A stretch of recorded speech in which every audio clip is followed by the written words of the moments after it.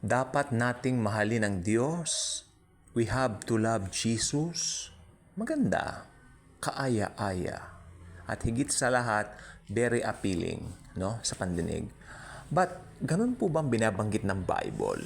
It will shock you to your core pag nalaman po ninyo ang katotohanan tungkol dito.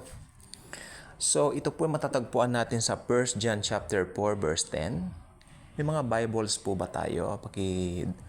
Pakibuksan muna sa mga apps natin kung meron pong mga Bible sa mga CP natin, cellphones natin. O mas maganda kung meron tayong mga talagang Bible na libro. Ano po? 1 John chapter 4 verse 10. Itong sabi, "This is love, not that we love God, but that He loved us and sent His Son as an atoning sacrifice for our sins." Ang ganda ng bandang huli. "And sent His Son as an atoning sacrifice for our sins." Ito po ang buong puso ng Diyos, ang maligtas ang buong sangkatauhan sa pamamagitan ng Diyos Anak na ating Panginoong Kristo. This is love, not that we love God, but that He loved us. Yun po. Ito po ay katotohanan na tayong mga tao ay mahina para ipagmalaki natin na mahal ko ang Diyos. No? Pero maya-maya pumapalya po tayo, pumapalpak tayo. Alam po ba ninyo kung pagbabasihan ng Diyos ang atin pong katapatan? Ang masasabi ko lang po ay papalpak at papalpak at papalpak po tayo. Magagaya tayo kay Pedro.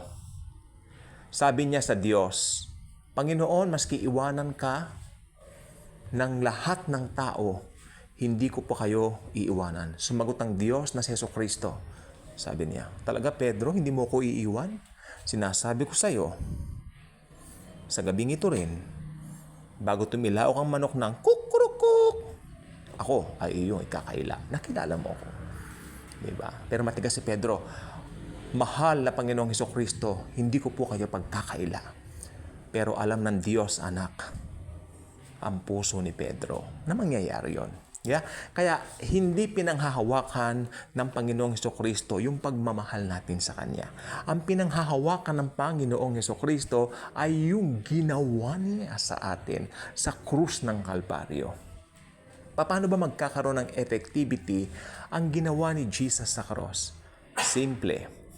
By simply receiving Him into your life as your very own personal Lord and Savior. Again, maganda po nating sabihin, mahal natin ang Diyos.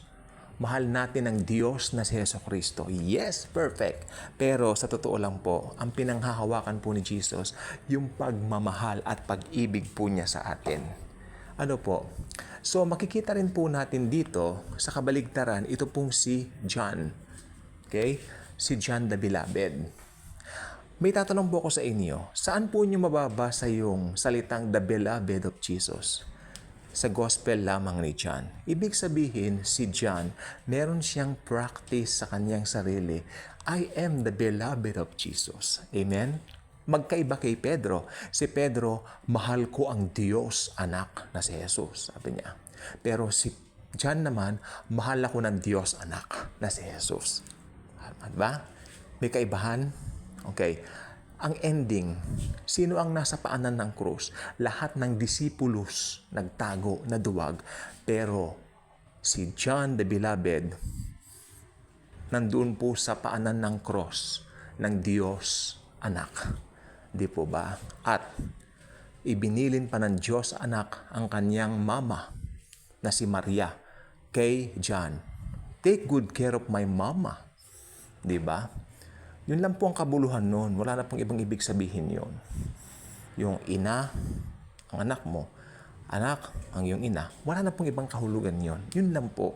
Matanda na ang nanay ko, senior citizen na, ibibilin ko sa'yo. Kasi babalik na yung pagka-Diyos ko. Ibig sabihin, magre-restore na yung pagka-Diyos ko sa itaas sa gloria ng langit. At iiwan ko ang nanay ko rito. Alagaan mo siya hanggang sa pagtanda niya. Yun lang po ang ibig sabihin nun. Wala na pong iba.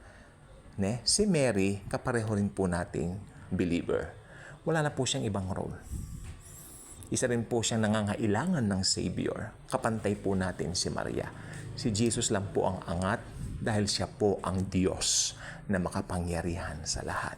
Kaya gusto ko pong sabihin sa inyo, huwag niyong pananganan ang pagmamahal ninyo sa Diyos anak. 'Di ba? Magandang sabihin natin, I love Jesus. Truly, maganda. Pero mas maganda panghawakan natin ang pagmamahal ng pinakamakapangyarihang Diyos na si Jesucristo sa bawat isa sa atin. Ibinigay niya ng kusa ang kanyang buhay para tayo magkaroon ng buhay na walang hanggan. That's why, kung hindi ka pa subscriber sa channel na ito, I invite you to do so. Click the notification bell, share this video, share the wonderful love and grace of our God, the Lord Jesus Christ. Thank you. And as always and forever, Jesus truly loves us all.